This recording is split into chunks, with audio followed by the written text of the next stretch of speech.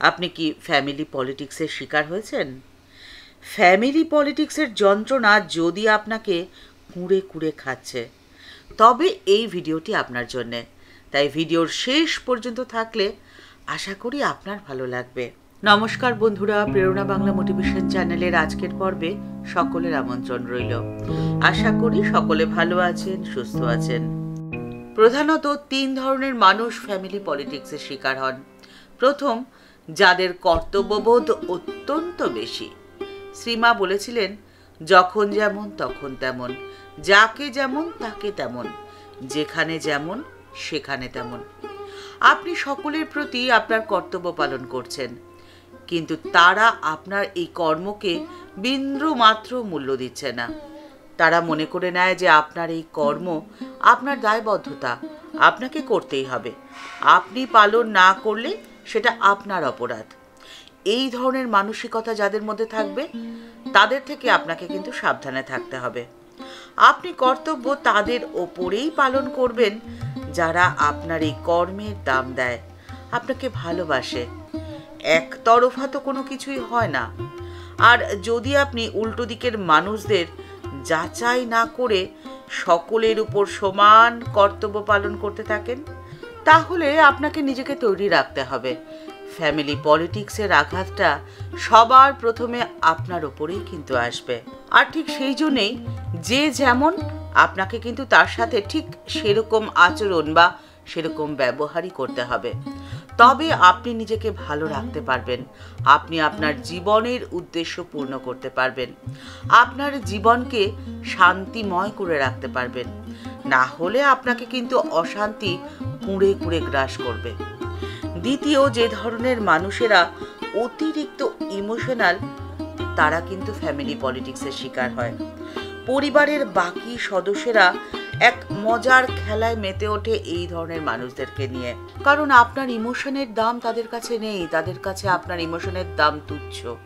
আর ঠিক সেই জন্যেই নিজের ইমোশনকে সকলের সামনে প্রকাশ করতে নেই, নিজের ইমোশনকে নিয়ন্ত্রণে রাখতে হয়। কিন্তু ইমোশনকে নিয়ন্ত্রণে রাখা এ যে বড় কঠিন কাজ। কি করে করবেন এই কঠিন কাজটি? শ্রীমদ্ ভগবদ গীতায় ভগবান শ্রীকৃষ্ণ অর্জুনকে বলছেন যে যার এমন অনুভূতি হয়েছে যে তার প্রকৃত স্বরূপ যে চৈতন্য, সেই চৈতন্যই সর্বভূতে উপস্থিত রয়েছে, তখনই তার থাকে না কোনো দুঃখ, না থাকে কোনো আনন্দ, না থাকে কোনো আকাঙ্ক্ষা, আর না থাকে কোনো সুখ।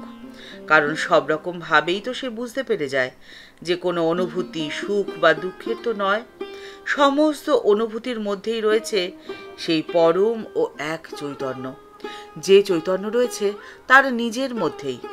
আর ঠিক তখনই তার জীবনে যখন ভালো কিছু হয়, তখন সে অতিমাত্রায় আনন্দিত যেমন হয় না, ঠিক একই রকমভাবে যখন খারাপ কিছু হয়, তখন সে অতিমাত্রায় অনুশোচনাও করে না, কারণ তার অন্তরের সত্যের উপলব্ধিতে সে তখন আলোকোজ্জ্বল। শ্রী শ্রী ঠাকুর রামকৃষ্ণ পরমহংসদেবের যখন ক্যান্সার হয়েছে, সেই সময় হরি মহারাজ ঠাকুরকে বলেছিলেন, আমি দেখছি আপনি তো অসীম আনন্দের সমুদ্র। তখন ঠাকুর হেসে তাকে বললেন, যা শালা ধরে ফেলেছে রে। অর্থাৎ শরীরের দুঃখ কষ্টে তার অন্তরাত্মা যে ব্যাকুল নয়, এই কথাটি হরি মহারাজ ধরে ফেলেছিলেন। যে হরি মহারাজ ঠাকুরকে এই কথাটি বলেছিলেন, সেই হরি মহারাজের জীবনেরই কথা। তখন হরি মহারাজ খুব অসুস্থ। তিনি রয়েছেন কাশী সেবাশ্রমে। কাশী সেবা আশ্রমে নানান রোগ ভোগের মধ্যে দিয়ে তার দিন কাটছে। একবার তার অপারেশন হলো। এক ভক্ত তাকে প্রশ্ন করলেন, আচ্ছা মহারাজ, অপারেশনের সময় আপনার কি কোনো রকম কষ্ট হয়নি, কোনো ব্যথা হয়নি? উত্তরে তখন তিনি তাকে বলেছিলেন, দেখ রে, মনটা হলো ছেলে মানুষের মতো, তাকে ধরে রাখলে সে ক্রমাগত বলে ছাড় ছাড়, তাই একবার তাকে ছেড়ে দিলাম। ওমা, তখনও দেখি যে অপারেশন শেষ হয়নি, তখন আবার তাকে ধরে ফেললাম। মহারাজ বলছেন যে দেখ রে, আত্মজ্ঞান লাভের তো একটাই পথ, ইন্দ্রিয়কে বশ করে রাখা। আপনার মনকে আপনি যদি আপনার নিয়ন্ত্রণে রাখতে পারেন, তাহলে আপনি দেখবেন যে আপনার অন্তর আলোকোজ্জ্বল হয়ে রয়েছে, সেখানে থাকবে শুধুই আনন্দ। আর তখন আপনার ইমোশন থাকবে আপনার বশে, আপনার ইমোশন নিয়ে রঙ্গ তামাশা করার সাহস পরিবারের অন্য কারোর হবে না এবং আপনি থাকবেন এতটাই সুরক্ষিত যে ফ্যামিলি পলিটিক্স আপনাকে ছুঁতে পারবে না। তৃতীয় যে ধরনের মানুষেরা ফ্যামিলি পলিটিক্সের শিকার হয় তারা হলো সেই ধরনের মানুষ যাদের কাছে সম্পর্কের দাম অনেক বেশি, বিশেষত রক্তের সম্পর্ক। রক্তের সম্পর্কের দাম যারা অত্যধিক বেশি দেয় তারাই কিন্তু সবার প্রথমে ফ্যামিলি পলিটিক্সের শিকার হয়। সংসার জীবনে আঘাত যে কিভাবে কখন আমাদের আহত করবে শ্রীমা সারদা দেবী তার জীবন দিয়ে অনুভব করেছিলেন এবং প্রত্যেকটি ক্ষণের উপদেশ তিনি আমাদেরকে দিয়ে গেছেন। মা বলেছেন, মানুষকে ভালোবেসো না, তোমরা ভালোবাসো মানুষের মধ্যেকার ভগবানকে, তাহলে তোমরা দুঃখ এবং আঘাত অনেক কম পাবে। আর সবসময় এই কথাটি মনে রাখবে যে এক জীবনে সবার কাছে তোমরা ভালো হতে পারবে না, কারণ এক জীবনে সবার কাছে ভালো হওয়াই যায় না। তাহলে আপনি সংসারে কিভাবে থাকবেন, কিভাবে সংসারে চললে আপনি ভালো থাকবেন, সে উপদেশ দিয়ে গেছেন ঠাকুর শ্রী রামকৃষ্ণ পরমহংসদেব। ঠাকুর বলছেন যে দেখো, তোমরা ইষ্টকে নিজের থেকে আলাদা করবে, কিন্তু তারপরে দেখবে যে সর্বত্র তার আস্বাদন রয়েছে, তিনিই ছড়িয়ে রয়েছেন। আর ঠিক সেই জন্যই তো ঠাকুর শিবজ্ঞানে জীবসেবার আদর্শ স্থাপন করে গেছেন। আপনি যে জীবকে দেখছেন তাকে আপনি অনুভব করছেন যে তিনি শিব ছাড়ার অন্য কিছু নয়। আপনি যদি এই অনুভবে তার সেবা করেন তাহলে আপনি ভালো থাকবেন, কারণ তখন আপনি নিজেকে তো ছড়িয়ে দেবেন। রক্তের সম্পর্কের বাঁধনে আপনি কিন্তু বদ্ধ হয়ে থাকবেন না, আপনি তখন মুক্ত। শ্রীমা সারদা দেবী ঠাকুরের অসুখের সময় তারকেশ্বর মন্দিরে হতে দিয়ে পড়েছিলেন।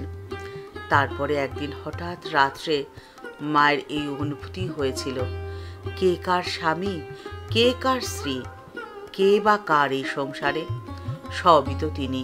সংসারের ক্ষুদ্রাতি ক্ষুদ্র প্রাণের মধ্যেও যে তিনিই রয়েছেন। মায়ের সামনে দিয়ে একটি ডেউ পিঁপড়ে যাচ্ছিল। রাধু যখন তাকে মারতে গেল, মা তখন বলে উঠলেন, ওরে রাধু, একে মারিসনি, এ যে তিনি, এর মধ্যেও তো তিনিই রয়েছেন। তাই তো ঠাকুর বলেছেন যে সর্বভূতে একই চৈতন্যকে, একই ব্রহ্মকে যিনি দেখেন তিনি পরাভক্তি লাভ করেন। পরাভক্তি কি না, ব্রহ্মজ্ঞানেরও পরে আসে পরাভক্তি। সমস্ত জীব, সমস্ত বস্তুর মধ্যে সেই একই চৈতন্যকে অনুভব করা। আপনার এই অনুভবই হবে আপনার শক্তি, আপনার বেঁচে থাকার রসদ। ঠাকুর মা ও স্বামীজির চরণে প্রণাম জানিয়ে আজকের পর্ব এখানেই শেষ হলো। দেখা হচ্ছে পরের পর্বে। আজকের পর্বের উপস্থাপনা আপনার ভালো লেগে থাকলে লাইক বাটনটি প্রেস করে দিতে ভুলবেন না, আর আপনার মতামতটি কমেন্টস বক্সের মধ্যে জানালে আমাদের ভালো লাগবে।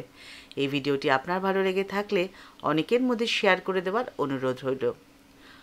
এই ভিডিওটি আপনার ভালো লেগে থাকলে অনেকের মধ্যে শেয়ার করে দেওয়ার অনুরোধ রইল।